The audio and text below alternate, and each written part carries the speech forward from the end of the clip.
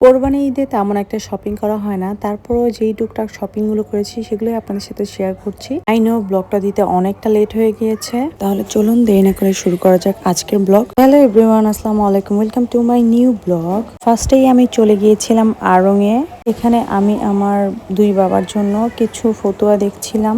যেহেতু এখন প্রচন্ড পরিমাণে গরম পড়ছিল, তাই ভাবছিলাম ঈদে এবার ফতুয়াটাই সিলেক্ট করি। ফতুয়া কেনার তেমন একটা টার্গেট ছিল না, তারপরেও ভাবলাম যেহেতু গরম তাই ফতুয়াটাই সিলেক্ট করি। কয়েকটাই আমার কাছে বেশ ভালো লাগছিল, তাই আমি বারবার ঘুরে ঘুরে চেক করে বারবার দেখছিলাম যে কোনটা ভালো লাগছিল। তারপরেও আমি বলবো এখানে তেমন একটা ফতুয়ার কালেকশন সেদিন ছিল না। আমি একদম লাস্ট মোমেন্টে গিয়েছি, এই জন্য তেমন একটা ভালো খুঁজে পাইনি। তারপরে যে কয়েকটা পেয়েছি সেগুলোর মধ্যে আমি দেখার ট্রাই করছিলাম। লাস্টলি এখান থেকে আমি কয়েকটা ফতুয়া সিলেক্ট করে নিয়ে যাই। এরপরও আমি আপনাদেরকে কয়েকটা দেখানোর ট্রাই করছিলাম। বিল দিতে দিতে বাহিরে অলরেডি বৃষ্টি শুরু হয়ে গিয়েছে। এদিক দিয়ে আবার আমি ব্যাগ আর বেবির ড্রেসও দেখছিলাম। বৃষ্টি হওয়াতে বাহিরে গিয়ে চিকেন আর নার্গেট খেতে খেতে বৃষ্টি উপভোগ করছিলাম। আর এদিক দিয়ে হেলেনা আমাকে মেহেদি পরিয়ে দিচ্ছিল। কোনো কাজ ছিল না, তাই কি করব। কি পরিমাণে ঝুম বৃষ্টি হচ্ছিল, আমি এগুলো ক্যাপচার করছিলাম। মনে হচ্ছিল গিয়ে ভিজে আসি, এত পরিমাণে বৃষ্টি শুরু হয়েছিল। বৃষ্টি দেখতে দেখতে কিন্তু হেলেনার অলরেডি মেহেদি পরানো হয়ে যাচ্ছিল। ডিজাইনটা কেমন হয়েছে অবশ্যই কমেন্ট করে জানাবেন। আমি ওর পেজ লিঙ্কটা এখানে নিচে দিয়ে দিয়েছি। আপনারা যারা চান তারা ওর পেজে গিয়ে যোগাযোগ করতে পারেন। এক হাত দেওয়া শেষ হয়ে যাওয়ার পরপরই কিন্তু আর এক হাত দেওয়া স্টার্ট করে দিয়েছে। এই তো অলরেডি শেষ আমার দুই হাতে মেহেদি পরা। কোনো প্ল্যানই ছিল না মেহেদি দেওয়ার, তারপরও যেহেতু বৃষ্টি হচ্ছিল বসে থেকে কি করব, তাই মেহেদি দিয়ে দিল।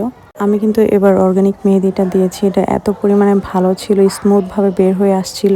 এই তো আমার ফুল লুক দেখতে কেমন হয়েছে অবশ্যই কমেন্ট করে জানাবেন। আমার কাছে তো বেশ ভালোই লাগছিল মাশাআল্লাহ।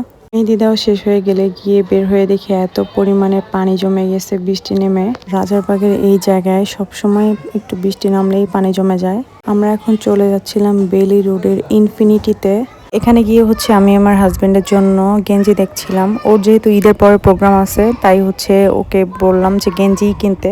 এরপর আমি দেখলাম এখানে নিউ ওয়াচ এসেছে, তো আমার ওয়াচগুলো দেখে খুবই ভালো লাগছিল, তাই দেখলাম। এরপর কয়েকটা অ্যাক্সেসরিজ দেখে আমি বেবিদের জামা দেখছিলাম।